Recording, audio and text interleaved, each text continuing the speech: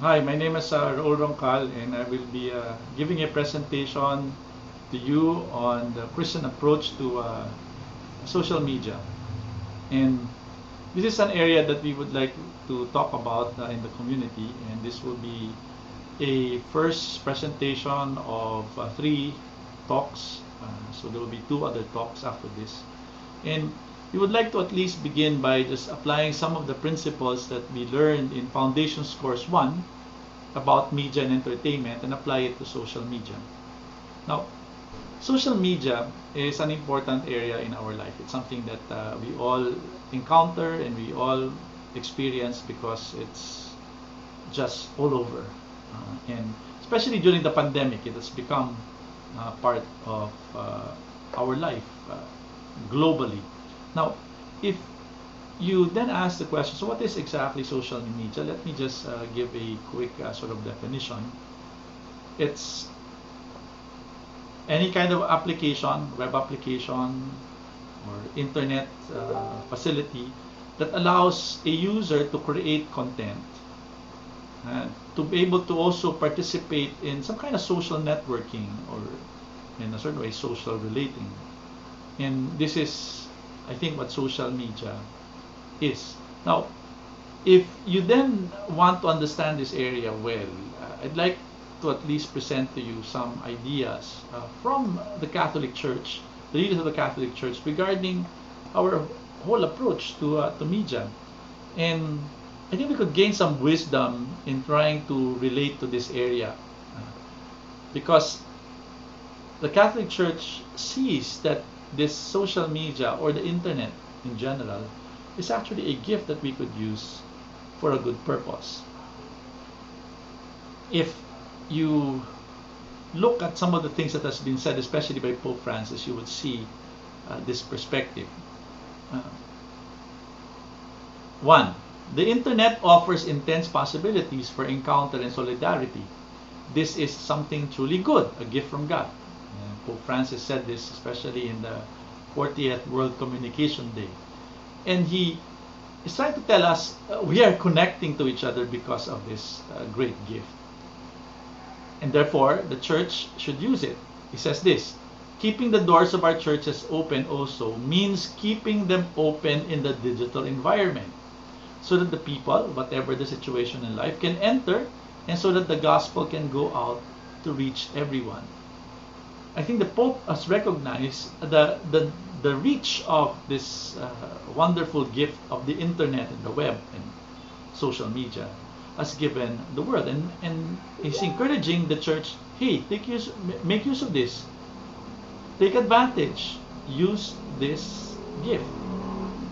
And since the media are often the only channels of information that exist between the church and the world, a failure to use them amounts to burying the talent given by God. Communio et progresso. An encyclical that was given to specifically talk about the topic of communication and the progress that's happening in the world today. Now, it's even saying, the church is even saying, this is a talent, referring to the talents that were used in the parables that we need to use for a good purpose. Now,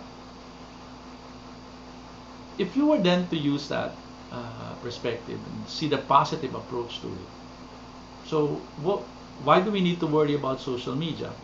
Well, like in anything in our life, we need to also take on a balanced approach of saying, yes, it's something good, we can use it, but we need to also use it properly. Here we take on the warning of St. Paul, or the encouragement of St. Paul, that we have to be clear in terms of what we put into our lives in order for us to be able to live faithfully the call of the Lord for our lives. He says to the community in Philippi, finally, brothers and sisters, whatever is true, whatever is honorable, whatever is just, whatever is pure, whatever is lovely, whatever is commendable, if there is any excellence, if there is anything worthy of praise, think about these things. What you have learned and received and heard and seen in me, practice these things. And the God of peace will be with you. here St. Paul is saying, think about these things. And by the way, that phrase, think about these things, it's not only putting it in our minds or memorizing them, but it's a phrase that talks about taking on a perspective and taking on something in our minds and in our hearts in such a way that it affects the way we live. That's what St. Paul is saying. That focusing on what is honorable, what is just, is a way of saying if we set our hearts and our minds on these things, we end up pursuing them in our lives.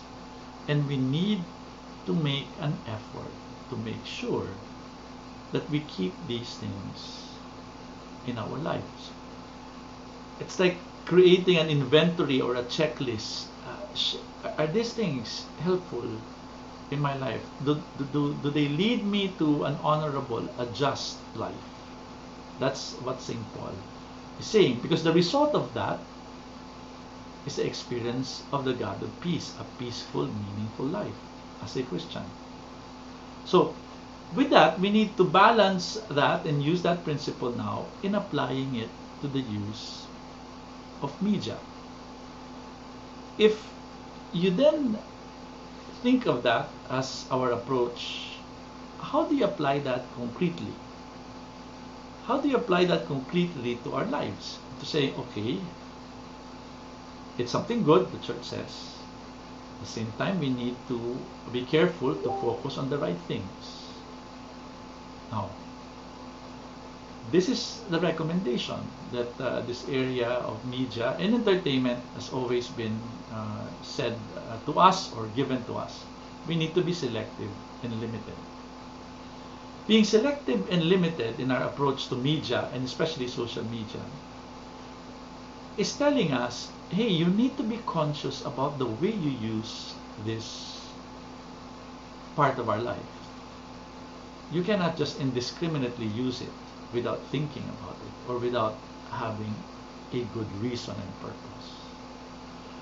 If you are looking to use this area of your life or use social media in your life, then we need to have a good reason, because having a good reason is linked to using it with a conscious intent.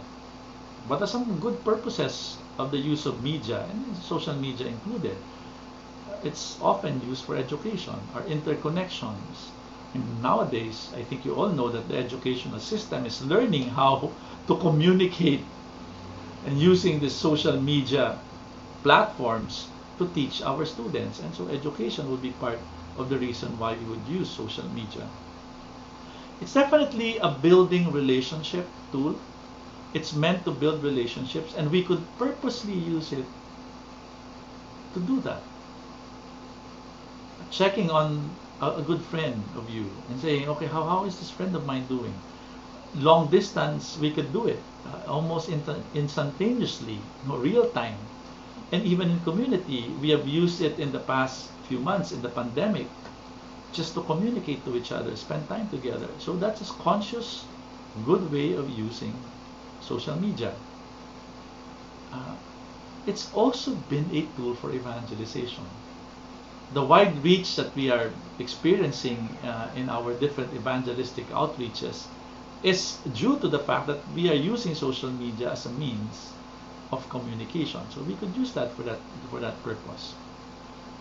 It's also for healthy entertainment. There's a way for us to gain some relaxation by using social media. But at the same time, taking on St. Paul's warning, we need to be also clear. Let's choose the right material. And so let's don't get into immoral stuff. Let's avoid things that we know are wrong, and avoid it when we're using social media. And we need to also be aware of this. Social media has a perspective, a mindset, an ideology, a way of thinking. I mean, one area is consumerism. Everything in social media is buy this, or I have this nice thing. Just be aware of it. Of course, we cannot close our eyes, when we're seeing these things, but we know that okay, this platform can also influence me in the way I think. I need to be careful, being selective and being limited. Now, one of the things that is also very much a part of the advice is we shouldn't allow social media to be the default mode of our life, like it's always on. That we could not leave social media for a good meal with a few friends or your family even, to spend like a good hour um, setting aside social media and just talking to people. And so having that ability to actually say, this is not my default mode. When I wake up in the morning, what's the first thing that I do?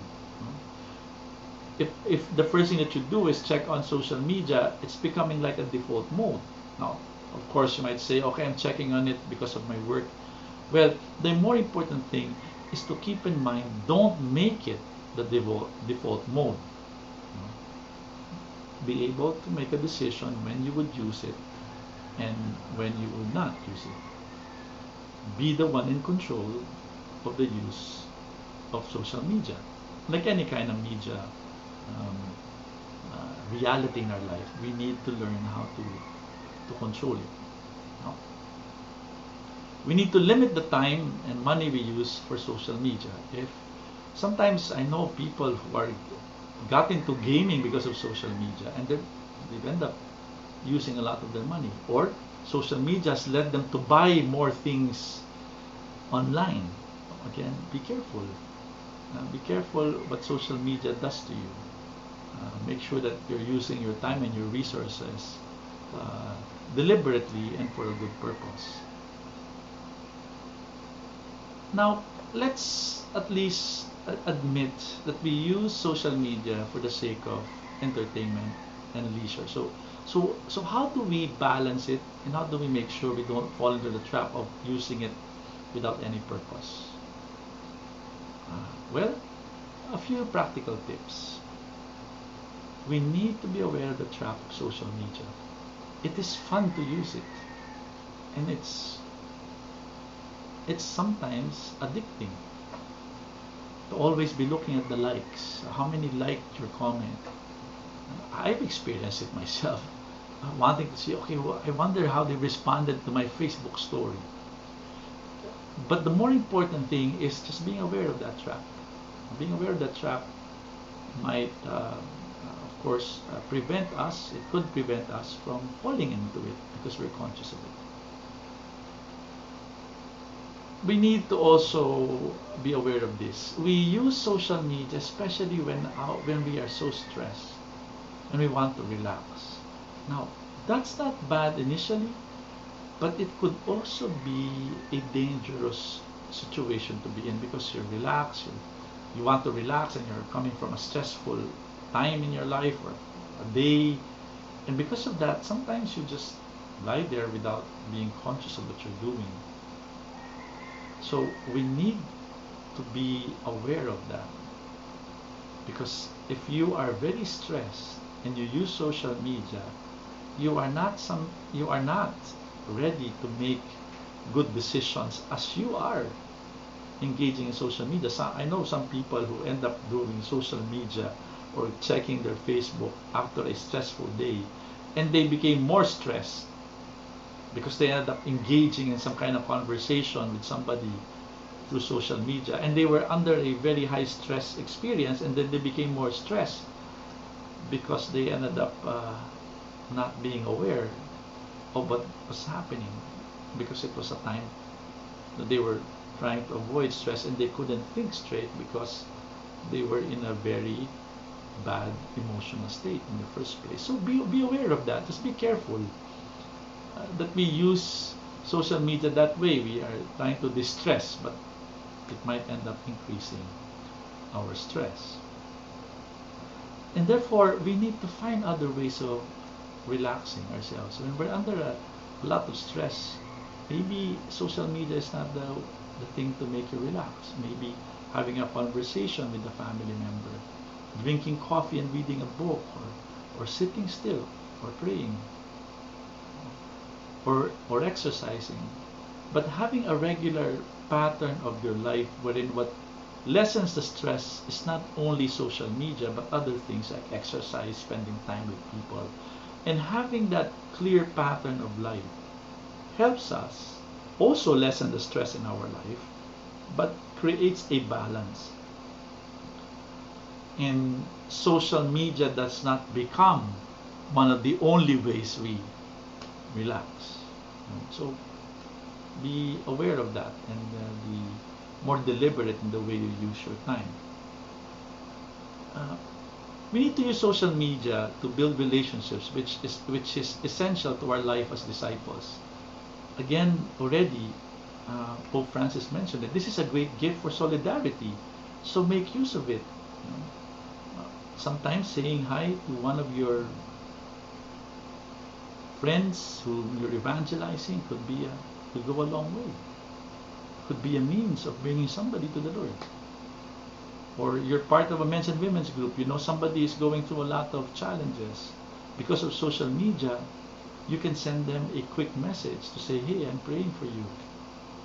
And you know that real time they will be able to receive your message. It's possible for us to communicate more often, and because we are using it purposefully, and we know that we're using it for building relationships could be built because of this tool, social media. So let's use it purposefully and with the intention of building relationships. We're about to end here.